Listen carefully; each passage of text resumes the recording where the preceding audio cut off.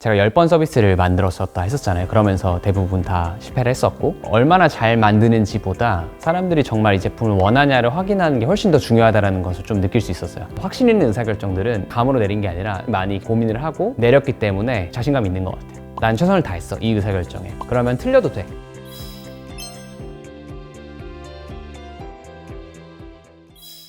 안녕하세요. 러닝테크 스타트업 비브리지 대표 박정현입니다. 세상을 연결하는 다리가 되자 해서 비브리지라는 회사 이름을 지었습니다. 비브리지는 기술을 통해서 사람들이 더 잘 배울 수 있게 도와줘서 그들의 꿈 달성률을 높여주는 스타트업입니다. 온라인 강의 속에 있는 정보나 지식을 쉽게 기록하고 저장할 수 있게 도와주는 AI 노트 필기 서비스 슬리드랑 긴 영상 콘텐츠를 더 쉽고 빠르게 요약하고 소비할 수 있게 도와주는 서머리 두 가지를 운영을 하고 있습니다.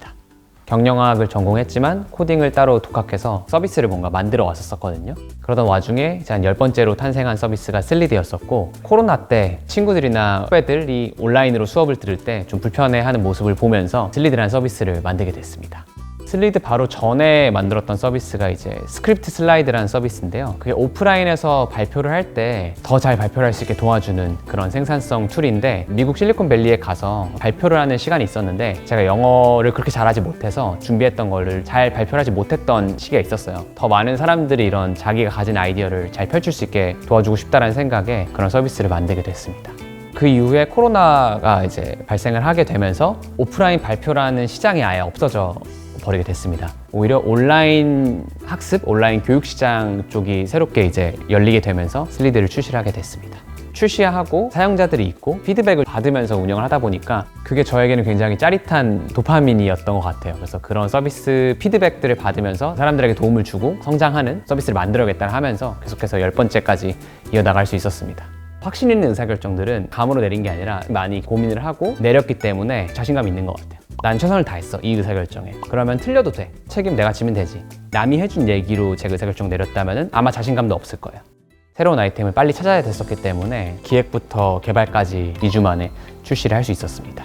제가 10번 서비스를 만들었었다 했었잖아요. 그러면서 대부분 다 실패를 했었고, 얼마나 잘 만드는지보다 사람들이 정말 이 제품을 원하냐를 확인하는 게 훨씬 더 중요하다는 것을 좀 느낄 수 있었어요. 그러니까 제가 배운 개발은 서비스를 만드는 되게 좀 얕은 개발 지식 정도거든요. 다른 개발자들은 개발적인 완벽성을 더 따지고 나서 어떤 출시를 할 수 있었다면, 저는 그런 거 애초에 잘 모르고 경험과 저의 어떤 특이한 개발자의 성향이 합쳐져서 빨리 출시를 할 수 있었던 것 같아요.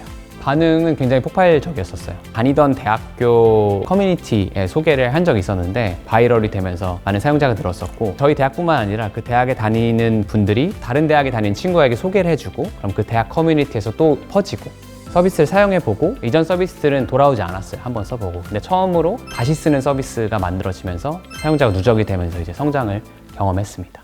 2020년 1학기 때 정말 빠르게 성장하다가 방학이 되자마자 바로 위기가 찾아왔습니다. 방학이 되면 공부를 하지 않는데, 근데 우리는 공부를 도와주는 서비스인데 어떻게 하지? 라는 고민을 하던 와중에 방학 때도 꾸준히 쓰는 사용자들이 있는 거예요. 그래서 그 사용자들이 누구인지를 인터뷰를 해보면서 이제 파악하게 됐는데, 직장인이기도 하셨었고 어떤 분은 주부이기도 하셨었고, 근데 그분들이 지식 정보 콘텐츠들을 볼 때 저희 서비스 사용하면서 보고 계시더라고요. 지속적으로 공부를 하는 이런 성인들이 우리 고객이지 않을까라고 생각을 하게 되면서, 그때 저희는 이제 고객을 좀 바꾸게 된 것 같아요. 실제로 학생들이 저희 서비스를 쓸 때 강의 화면에 있는 PPT를 빠르게 따서 벼락치기를 할 수 있게 도와주는 목적이 강했었어요. 그래서 저희 타겟이 이런 성인 학습자들로 바뀌다 보니까 그분들의 목적은 장기적인 자기 개발 그리고 성장이기 때문에 중요한 정보들을 그때그때 기록하고 저장하는 게 중요했어서 그런 거에 더 적합하게 이제 만들었었죠. 완전히 시장도 바뀌면서 메인 기능도 바뀌게 된 그런 큰 업데이트가 있었습니다. 지금 이 서비스가 이 영상을 더 잘 보게 해주는 서비스가 되니까 본인에겐 필요가 없는 거죠. 나는 빨리 보고 벼락치기 하고 싶은데. 커뮤니티 후기를 보면은 평이 안 좋았었습니다. 이 영상에 있는 정보를 제대로 습득하고 싶은 학생들이 여전히 남았었고, 난 벼락치기만 하고 싶어 하시는 분들이 떠나게 된 거였었죠. 잘하는 부분에 조금 더 집중을 하자라는 삶의 태도를 취해 왔었기 때문에 욕을 먹더라도 버릴 건 확실하게 버리고 우리가 더 챙길 고객을 훨씬 더 잘 챙겨주자라는 전략을 계속 취해 왔었던 것 같습니다. 모든 전략들이 다 바꿨었어야 됐어가지고 정체의 시간이 실제로도 있긴 했었습니다. 정말 저희 고객이 누구고 왜 쓰는지에 대해서 엄청 명확해지면서 좀 성장이 찾아온 것 같아요. 그래서 지금은 정의한 아예 고객 정의는 3050 주부, 그분들이 이제 육아나 집안일을 하시면서 자기를 찾는 과정을 다시 좀 하시는 경향이 좀 있거든요. 그랬을 때 가장 먼저 하게 되는 게 교육, 배움, 강의를 보면서 노트 필기하거나 이런 거 익숙하지 않으실 때 저희 서비스가 그분들에겐 너무 잘 맞았었던 거죠. 완벽하지 않은데 사람들이 안 쓰면 어떡하지? 이런 두려움들이 있는데 그럼에도 불구하고 유료로 출시했던 이유는 불완전한 제품임에도 불구하고 돈을 기꺼이 내는 사람이 진짜 우리 고객이고 그럼 그 사람이 누군지 우리 알아야 된다는 생각에 유료로 출시했었고 성인 학습자들은 이거 덕분에 내가 더 많은 인강을 완강하고 더 많이 배우고 있는데 나는 더 낼 의향도 있다. 진짜 고객이 누군지 알게 됐었죠. 꿈이 있다면은 그 꿈에는 기꺼이 프리미엄을 지불한다고 저는 생각했어요. 근데 이분들의 꿈은 오랜 시간 동안 투자를 하기 때문에 굉장히 큰 시장이 될 수 있을 거라는 저는 확신을 좀 얻게 됐었거든요. 바쁜데도 불구하고 돈 내고까지 써가면서 공부를 계속 하시는 모습들을 보면서 이게 우리가 사람들을 도와주고 있는 일 아닌가? 우리는 이 러닝테크 스타트업이다. 이 사람들이 기꺼이 지불하는 프리미엄과 오랜 구독 기간을 우리는 경제적 가치로 창출한다. 사업 방향성을 좀 정하게 되었습니다. 스타트업은 사실 10년 후에 회사가 얼마나 더 커질 거에 베팅하는 회사이기 때문에 당장의 수익성을 따지면서도 잠재성은 열어둘 수 있을까? 이 두 가지가 이제 고민하던 시기였었거든요. 근데 슬리드는 조금 더 수익성에 집중한 서비스였었어요. 그래서 그 잠재성을 만들 수 있는 서비스가 뭐가 될 수 있을까라는 고민을 하던 차에 들어오게 됐었고 팀원들을 입주하는 날 다 모아놓고 우리 지금까지 슬리드만 했지만 우리는 이제 새로운 도전을 해야 될 때다.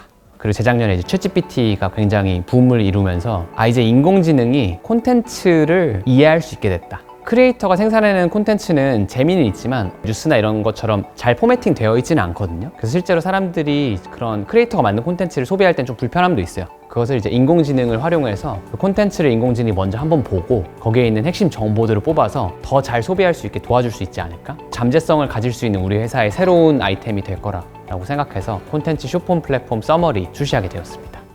개인적인 성장의 관점에서만 보자면은 메이커에서 사업가로의 성장이라고 저는 좀 정의를 해보고 싶어요. 제가 10번 서비스를 만들었다 했었잖아요. 그러니까 내가 제품만 잘 만들면 모든 게 다 끝나겠지 라는 어떤 조금 편협한 관점으로 있었는데 슬리드 이후에 사업이란 걸 하게 되면서 제품을 잘 만드는 것뿐만 아니라 함께 일할 동료들 어떤 리크루팅 한다든지 투자사를 모집한다든지 회사가 돈을 벌어서 수익성을 보여줘야 된다든지 그런 것들에 대해서 조금씩 배워나가면서 저도 이제 사업가가 되어가고 있지 않나 라고 생각을 합니다.